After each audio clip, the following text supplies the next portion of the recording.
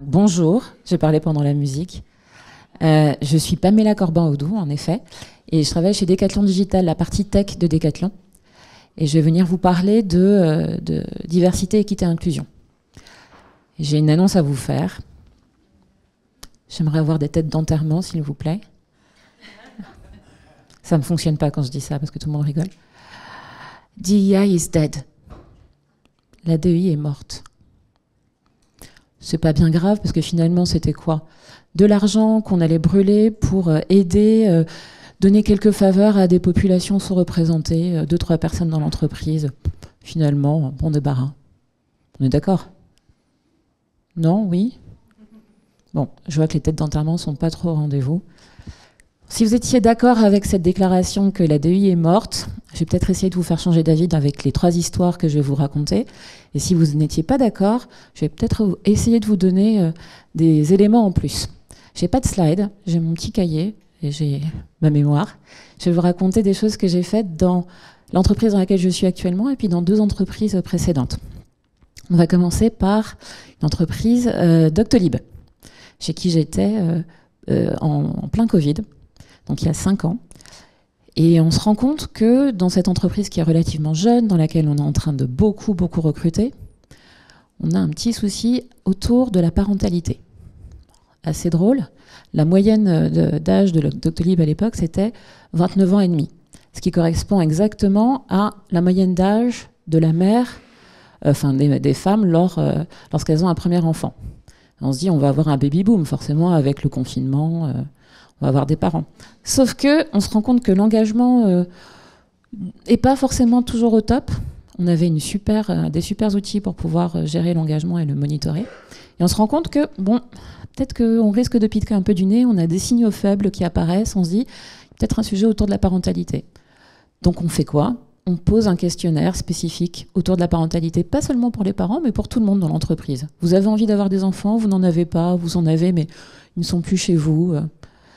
Parlez-nous. Donc on pose quelques questions simples, il n'y en avait pas beaucoup, une dizaine maximum, anonymes. Et puis là, on a quelques insights qui reviennent. On se dit, on va aller fouiller, on va aller poser des questions à des personnes qui lèvent la main et veulent bien faire partie d'un focus group. C'est ce qu'on fait. Et on découvre que, situation, les gens ne se sont pas forcément très à l'aise pour faire des enfants chez Docto. Parce qu'ils se disent que c'est un environnement intense, vous imaginez en plein Covid en plus. Environnement intense, travail dense, et puis les managers sont perdus. Quand les managers qui sont tous jeunes aussi, toujours moyenne d'âge 29 ans et quelques pour les managers à l'époque, on ne sait pas comment gérer lorsque Martine a son enfant qui a une otite et que la semaine dernière c'était une grippe et puis la semaine d'avant c'était une conjonctivite. Et en fait, Martine, on ne comprend pas pourquoi elle n'arrive pas à faire ses objectifs. Donc ça, c'est les managers. Martine elle-même, elle est embêtée. Les collègues de Martine qui doivent venir aider pour pouvoir compenser l'absence de Martine sont aussi embêtés. Donc on se dit, qu'est-ce qu'on va faire? On aurait pu se dire, allez, on ajoute des jours de congé parentalité, on ajoute quelques jours de ci, de là, et puis ça suffira. Sauf que ça n'aurait pas suffi. Donc on a vraiment fouillé, on a commencé à se dire qu'on allait faire un programme co-construit avec les parents. Et la première chose qu'on a faite, évidemment, c'est d'ajouter des jours de congé maternité, congé second parent. Donc 4 semaines de congé maternité et 2 semaines de congé second parent en plus du légal, sans condition d'ancienneté. Et l'autre chose qu'on a faite, c'est qu'on a surtout fait quelque chose qui ne coûtait pas beaucoup d'argent, c'est qu'on a fait des livrets d'accompagnement pour les managers et pour les collaborateurs, collaboratrices. Un livret d'accompagnement pour un manager, ça ressemblait à quoi? Petite présentation Google Slide dans laquelle on disait « Vous avez un collaborateur, une collaboratrice qui va accueillir un enfant prochainement. Première chose à faire, féliciter cette personne. » C'était pas forcément le cas avant. On avait des gens qui annonçaient une grossesse ou annonçaient l'arrivée d'un enfant et les managers qui disaient « Ah, tu t'en vas quand ?» Bon. Situation vécue à un moment ou à un autre par certaines personnes ici. Et donc on leur disait, ben voilà, faut les féliciter. Quand vous faites une passation parce qu'une personne va partir, vous ne le faites pas juste la veille du départ présumé en congé mat. parce qu'il y a parfois le congé pato 2 semaines avant. Et puis surtout, ça se fait pas juste un mois avant. On essaie d'accompagner la personne et de s'assurer qu'avec tous les rendez-vous médicaux, tout se passera bien et que ça sera complètement transparent pour le reste de l'équipe. Donc des petits trucs comme ça, très pratiques. Et côté collaboratrice, collaborateur, ce qu'on avait, c'était un livret aussi, dans lequel on avait toutes les informations pratiques à avoir. Alors, ils ont évidemment le site de la sécurité sociale, Amélie, etc. Sauf que j'avais énormément de personnes qui étaient un peu désœuvrées et qui me disaient « mais je ne sais pas à quoi j'ai droit dans l'entreprise ». Donc on avait une page intranet qui était très bien faite, sauf qu'ils avaient l'impression que ça ne suffisait pas. Il fallait leur mettre au même endroit ce qu'il y avait comme avantage dans l'entreprise et ce qu'il y avait aussi comme avantage dans la vie civile. Donc on leur a fait un récap de tout ce qu'ils avaient comme avantage, de toutes les étapes aussi, à quel moment on déclare, à quel moment est-ce qu'on peut prendre son congé, etc., etc. Des choses très très simples, mais souvent avec des personnes qui n'ont pas leurs parents à côté ou qui n'ont pas forcément d'autres personnes dans leur famille qui ont déjà eu des enfants qui sont passés par la parentalité, il faut les aider. Et c'est ce qu'on a fait. Ça n'a pas coûté très cher au final. C'était juste de la collecte d'informations et de la présentation assez correcte, dans un beau design. Et puis, parce que ça ne suffisait pas, on organisait des événements. Parce que les gens avaient un petit peu peur d'avoir des enfants et de se dire est-ce que c'est ok d'être parent. On a fait des événements, on a fait des conférences où on parlait de la parentalité pour aider les parents. Ça pouvait être comment aider mon enfant à bien faire ses nuits, comment aider mon ado à bien faire ses devoirs, etc. On a fait aussi un Kids Day qui a été un succès retentissant où les collaboratrices, collaborateurs pouvaient venir au travail avec leurs enfants un samedi et les enfants pouvaient s'amuser, découvrir le travail de papa-maman, prendre une photo à la place de papa-maman. Et puis, ça n'a vraiment pas coûté beaucoup d'argent, mais ça a eu un effet incroyable. C'est que les gens se sentaient capables de dire « j'ai un enfant ». Et il y a eu on a eu des volontaires qui n'étaient pas parents, qui sont venus et qui ont dit « ah ben j'ai découvert mon collègue ou ma collègue sous un autre jour ». Ça a énormément apaisé les relations entre les managers qui avaient des parents dans leurs équipes et les parents, mais pas que. Ça a aussi aidé les équipes qui n'étaient pas forcément dans leur parentalité à se dire « je comprends ». Je comprends que quand Timothée est malade, eh ben oui, ça embête Martine. Ou Martin d'ailleurs. Donc ça, REI énorme, parce qu'on a fait un livret. Alors certes, il fallait payer sur les jours d'arrêt en plus, mais au final, on s'y retrouvait complètement par rapport aux arrêts maladie qu'on pouvait avoir, aux arrêts qu'on pouvait avoir qui étaient une chose, mais aussi au départ qu'on pouvait avoir des parents qui se disaient « mais je ne suis pas capable d'élever mon enfant dans une atmosphère telle, avec autant de pression sur le travail, avec autant de pression sur le résultat ». Là, on leur disait « non, en fait, c'est parfaitement OK ». On a aussi été aidés par un petit coup qui nous est arrivé et qu'on ne pouvait pas prévoir. On a eu un baby-boom au niveau de notre COMEX, ce qui, évidemment, a beaucoup facilité les choses.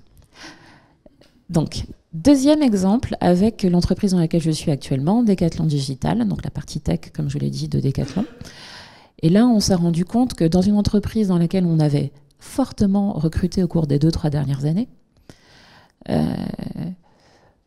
on avait commencé à s'ouvrir un peu en dehors de Lille. Moi, typiquement, je travaille à Paris. Donc, on avait ouvert des hubs à Lille, à Amsterdam. On travaillait beaucoup avec certains pays, l'Espagne, l'Italie, l'Allemagne, le Canada, la Chine, etc. Et on se rendait compte que les gens nous disaient « bon, maintenant qu'on parle plus trop français entre nous, c'est un peu plus compliqué pour nous de nous comprendre. Il y a des frictions dans les équipes, on ne comprend pas vraiment l'engagement. Voilà. » Donc, on se dit « bon, on va aller fouiller un peu. » Donc, comme d'habitude, on envoie un questionnaire pour savoir est-ce qu'il y a des problèmes de langue, est-ce qu'il y a des problèmes de culture, est-ce qu'il y a d'autres choses qui sont à l'origine des frictions dans les équipes. La réponse revient quasiment de manière unanime, c'est un problème de langue. On se dit, ok, on avait posé une autre question qui est, est-ce que toi-même, tu estimes pouvoir t'exprimer correctement en anglais? Quasiment tout le monde nous disait, ouais, pas de problème. Ouais. Yes, I speak English. Donc évidemment, on a toujours un petit peu de vulnérabilité, on se dit qu'on ne va pas dire qu'on ne parle pas très bien anglais, qu'on a du mal à comprendre l'autre, etc. Puis il y a toujours des accents, les gens d'Amsterdam, les gens qui viennent de Chine, on ne comprend pas forcément leur accent, bon voilà. On a quand même fait par précaution un peu de communication sur les cours de langue qui existent déjà, donc on n'a pas de coûts supplémentaires. C'est juste qu'on en parle un peu plus et qu'on dit prenez des cours de langue si vous voulez. Évidemment, c'était l'arbre qui cachait la forêt. Quand on a commencé à fouiller avec des focus group, qu'est-ce qui s'est passé? On s'est rendu compte que c'était des problèmes de culture. Culture nationale, mais culture de travail aussi. Pour la première fois, de manière massive, on faisait entrer chez Decathlon Digital des personnes qui n'étaient pas issues d'un parcours de décathlonien. Donc qui n'avaient pas commencé forcément en magasin ou en logistique, ou qui n'étaient pas sortis d'école et venus directement chez Decathlon. On avait des gens qui avaient des expériences complètement différentes et qui arrivaient et qui donc n'avaient pas forcément les codes de la boîte. Et les gens qui étaient dans la boîte depuis un bout de temps ne comprenaient pas forcément les manières de travailler. Ajoutez à ça l'anglais, ajoutez à ça la culture nationale différente, vous avez une lasagne de problèmes potentiels, pas très ragoûtante. Qu'est-ce qu'on a fait? On a décidé de former les managers qui avaient... Alors on a ciblé les managers qui avaient des équipes les plus distribuées, parce qu'on avait aussi la difficulté supplémentaire, donc autre couche de lasagne, hein, commence à devenir bien épaisse, qui était que les équipes n'étaient pas toutes au même endroit. Là où avant, on avait pas mal de personnes qui étaient à Lille, dans nos locaux. Là, on avait des gens qui étaient à Amsterdam, Lille, Paris, Nantes, Lyon, Madrid, Berlin, etc. Ça faisait beaucoup. Donc, on a mis en place une formation qui est inspirée d'un livre que je vous recommande, qui s'appelle The Culture Map, de Erin Meyer. Et on a décidé de faire des maps culturelles, donc des cartes culturelles, sur 8 axes, avec des équipes, en leur disant, ben voilà, vous préférez, vous, qu'on vous explique beaucoup le contexte, ou vous préférez que ne pas beaucoup avoir d'explications sur le contexte à chaque fois. Chacune des personnes de l'équipe se plaçait sur un axe, et ensuite on décidait, en tant qu'équipe, comment est-ce qu'on se place nous? Quelle est la norme qu'on va adopter dans l'équipe? Et en fait, les différences étaient souvent pas forcément entre personnes de nationalités différentes, mais même parfois entre Français. Vous pourriez me dire, bon, un Français qui vient de Paris, un Français qui vient de Marseille, ok, ils n'ont pas forcément les mêmes... Parfois, c'est entre des Lillois et des Parisiens. Parfois, c'est entre Lillois. Ils ont des manières de réfléchir qui sont différentes. Le feedback négatif, vous le préférez direct ou indirect? Si vous avez un Japonais, la culture japonaise est plus feedback négatif indirect. Très indirect, au point qu'on va vous dire tout ce qui va bien, on va rien vous dire sur ce qui ne va pas. C'est à vous de faire le calcul, de savoir où il y a le gap. Vous avez d'autres cultures, on va parler de la culture israélienne, on va parler de la culture néerlandaise par exemple, qui sont beaucoup plus franches sur tout ce qui est indirect. Donc ça, je vous ai donné 2 axes, hein, le contexte, le feedback négatif, il y en a plein sur le rapport au temps, etc. Il y en a 8 en tout. Et donc on a fait cette cartographie des équipes qui leur permet de savoir voilà où se positionne telle ou telle personne dans mon équipe, voilà où on a décidé de se positionner en tant qu'équipe.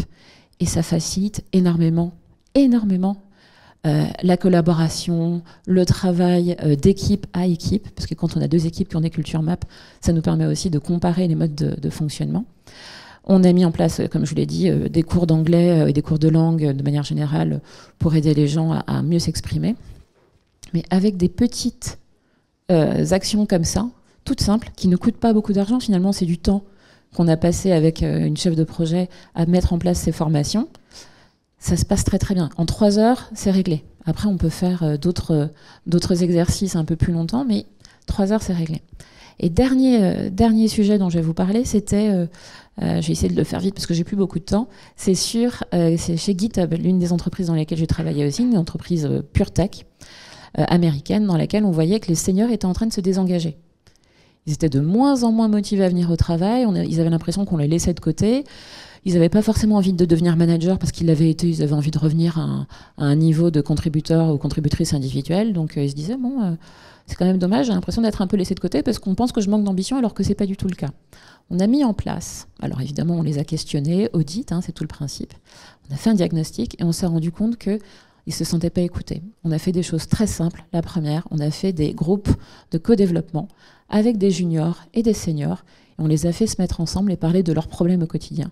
Et c'était sur un système de coaching très simple. Je pose des questions, je partage mon expérience, tu me dis ce que tu en as pensé et ça te permet de repartir avec d'autres perspectives.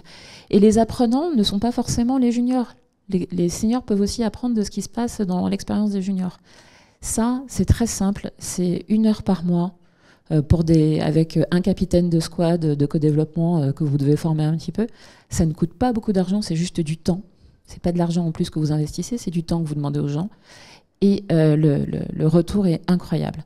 On a mis aussi en place un système de storytelling où les personnes qui étaient seniors dans l'entreprise venaient nous raconter un épisode de leur vie dans l'entreprise pour inspirer un peu les gens qui étaient là, en disant ça peut être un fail, ça peut être un échec total, mais je viens le raconter. Ça peut être un grand moment perso que j'ai vécu et qui était accompagné dans l'entreprise, ou ça peut être une victoire. Et ça a énormément marqué les gens. On a fait une série vidéo après. Tout ça pour vous dire que la DEI n'est pas morte, je vous ai menti au départ, je suis désolée. Et qu'on ne va pas arrêter de s'occuper des femmes, des personnes en situation de handicap, des seniors, des parents, des personnes qui ne parlent pas français, etc. On va continuer à le faire. Ça va peut-être plus s'appeler DEI, ça va s'appeler engagement, culture, mais ça va continuer. Il ne faut pas juste auditer pour mesurer et se rassurer, il faut auditer pour pouvoir aller fouiller, détecter les insights.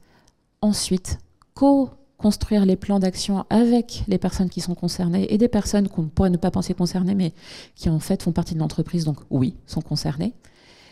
Et ensuite, on mesure. On n'a pas besoin d'investir énormément d'argent, on peut le faire avec un peu de temps et un peu de malice. Voilà.